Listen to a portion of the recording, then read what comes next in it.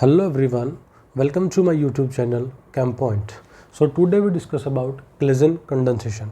Claisen condensation basically 12th class में जो organic के चैप्टर्स पढ़ते हैं, फंक्शनल ग्रुप की स्टडी करते हैं, सो उसमें aldehyde ketone and carboxylic acid chapter के अंडर रिएक्शन आती है। ये एक नेम रिएक्शन है जो कि कंडेंसेशन से बिलोंग करती है। कंडेंसेशन रिएक्शन वो रिएक्शन होती है जिनमें कि दो मोलिक्यूल कंबाइन होंगे और एक मोलिक्यूल का रिमूवल होगा, जैसे कि वाटर का रिमूवल हो जाता है। ठीक है।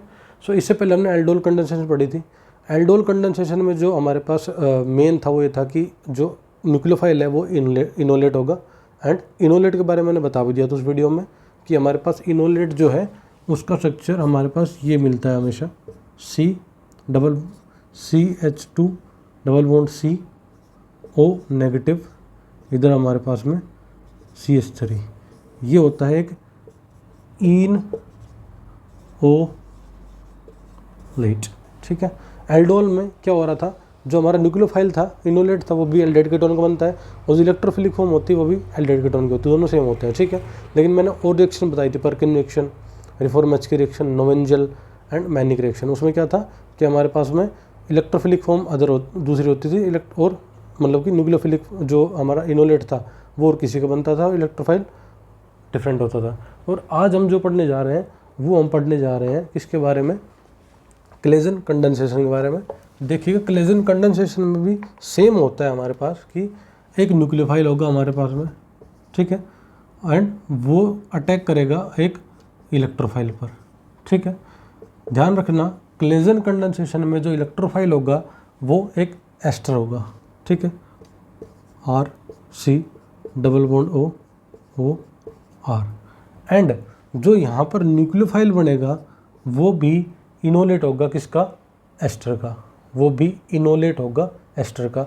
और इस रिएक्शन में बेसिकली होता क्या है, इस रिएक्शन में बेसिकली असाइलेशन ऑफ इनोलेट, इस रिएक्शन क्या होता है, इनोलेट का असाइलेशन होगा। मतलब इनोलेट से जो प्रोडक्ट बनेगा ना अपना, वो क्या होगा कि जो इनोलेट हम लेंगे ना उस पर असाइल ग्रुप का क्या हो जाएगा, एडिशन हो जाएगा। और ये हमारे पास क्या होता है, असाइल ग्रुप। मतलब कहने का मतलब CH3C डबल बॉन्ड O, ये क्या हमारे पास में एक असाइल ग्रुप है। ठीक है। और ये आगे किसी से भी एटम से बॉन्डेड होगा। ठीक है। अब देखिएगा इस रिएक्शन में, ये मैंने बता दिया आपको, ये इस रिएक्शन में क्या होगा, इनोलेट का असाइलेशन होगा, इलेक्ट्रोफाइल एस्टर होगा हमारे पास में, और न्यूक्लियोफाइल क्या होगा, एस्टर का ही इनोलेट। सो देखिएगा RC, ये हमारे पास में क्या होगा, CO negative OR double bond. ठीक है। और इधर आपने क्या अटैच कर दिया, फॉर एग्जाम्पल CH2। ठीक है। ये क्या हमारे पास में एस्टर का इनोलेट है। ये किस पर अटैक करेगा, हमारी इलेक्ट्रोफिलिक स्पीशीज जो कि डेल पॉजिटिव कार्बन होगा, इसकी डबल बॉन्ड इस पर रिजेक्ट करेगी और आगे रिएक्शन प्रोसीड होगी। और इस रिएक्शन का जो प्रोडक्ट बनता है एट एंड वो बनता है एक एक्टिव मिथिलीन कंपाउंड। ठीक है। सो अब हम क्या करते हैं, अब हम बेसिकली रिएक्शन देख लेते हैं, पूरा मैकेनिज्म देख लेते हैं क्लेजन कंडेंसेशन का। सो उसके लिए आपको जो इस रिएक्शन का मैकेनिज्म है वो पहले बता देता हूँ। रिएक्शन जो है वो कैसी दिखती है, देखिएगा इसके अंदर हमें 2 मोल एस्टर के लेने पड़ेंगे। ठीक है। इन प्रेजेंस ऑफ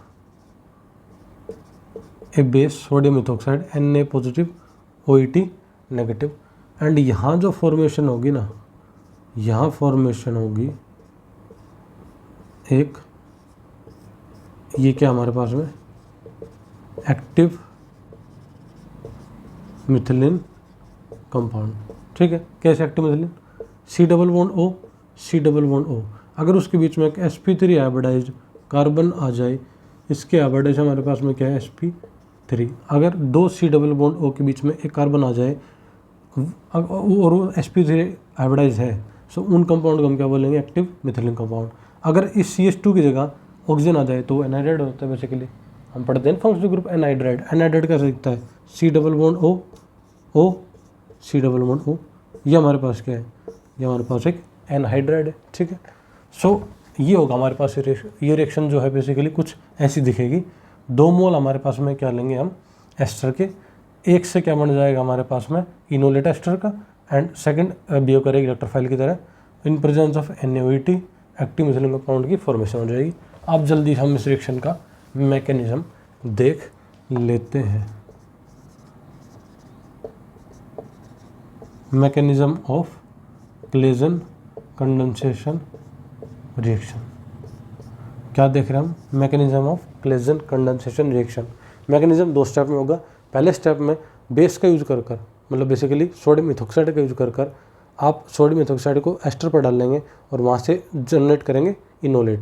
और ध्यान रखना वो जो इनोलेट बनेगा वो पार्शियल इनोलेट बनेगा। मैंने आपको पहले बता दिया इनोलेट 2 टाइप के होते हैं, partial enolate and complete enolate. So in reaction के अंदर कभी भी कंप्लीट इनोलेट काम नहीं आता, हमेशा पार्शियल इनोलेट काम आता है।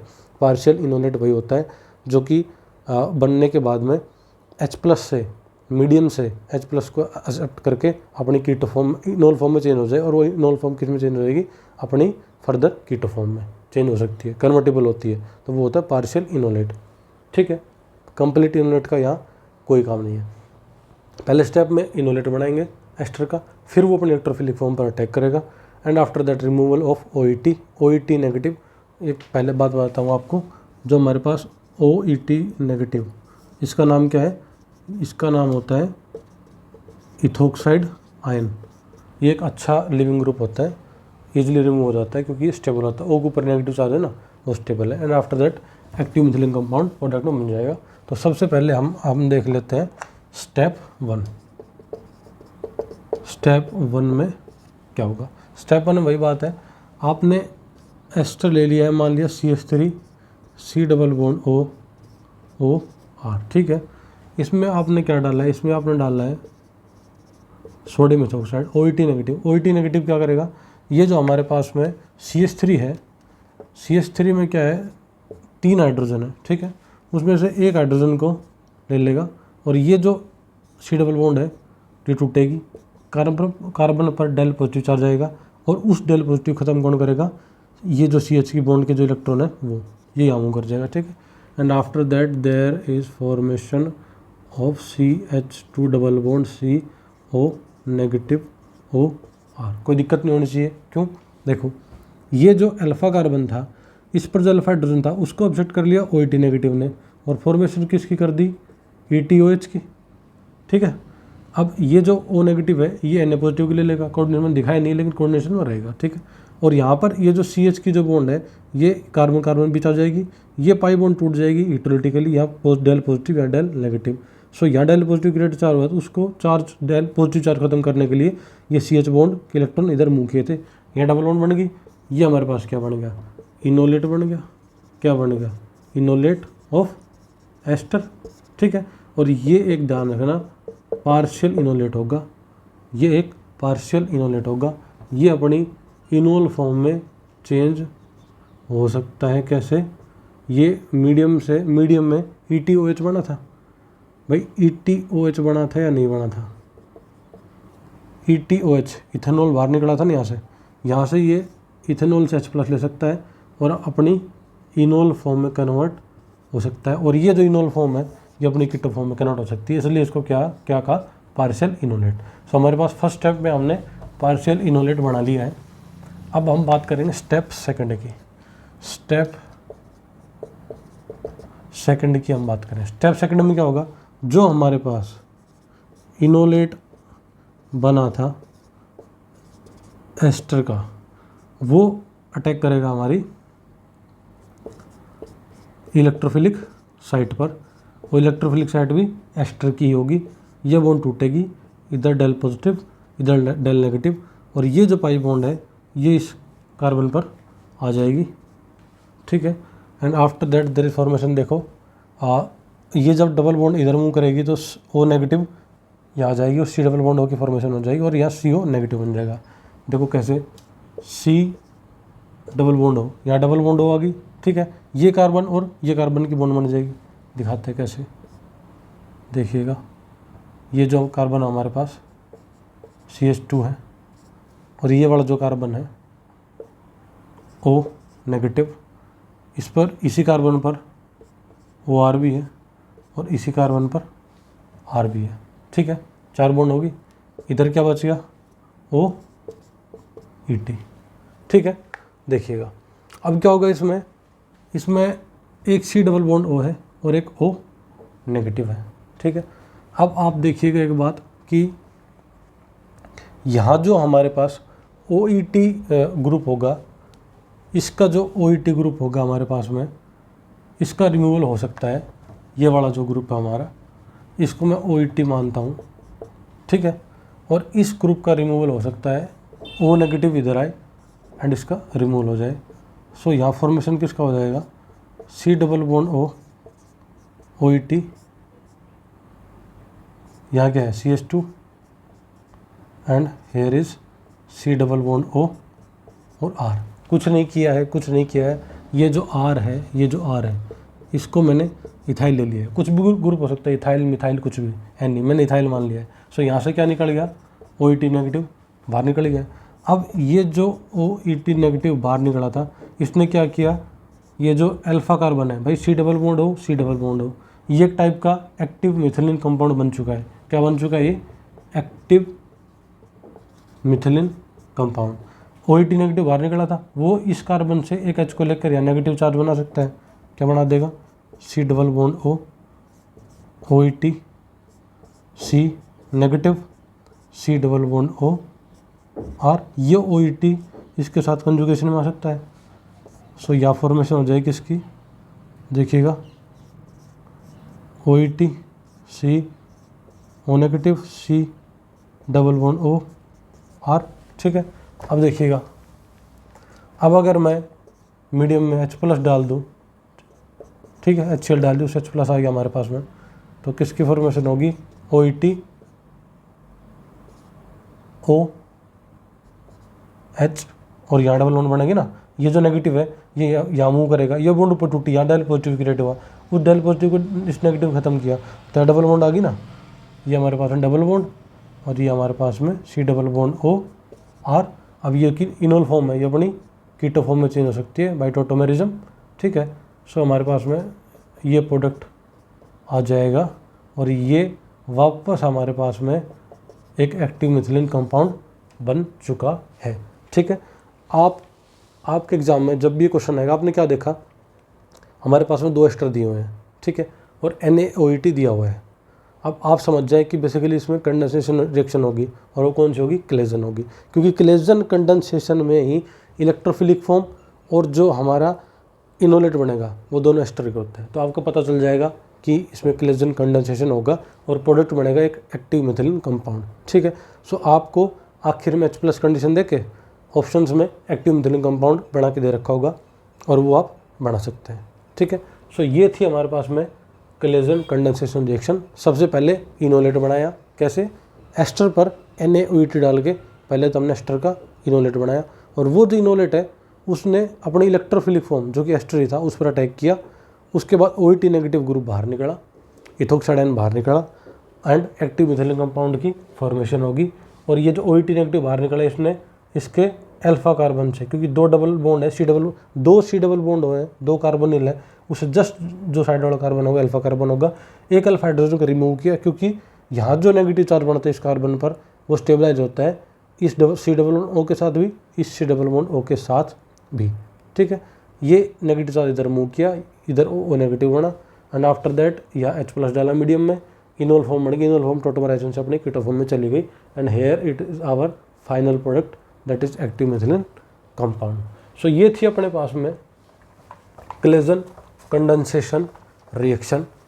अब हम एट लास्ट जो हमारे पास क्लेजन कंडेंसेशन रिएक्शन है हमारे पास में, वो रिएक्शन इसके थोड़े से मॉडिफिकेशन और हैं।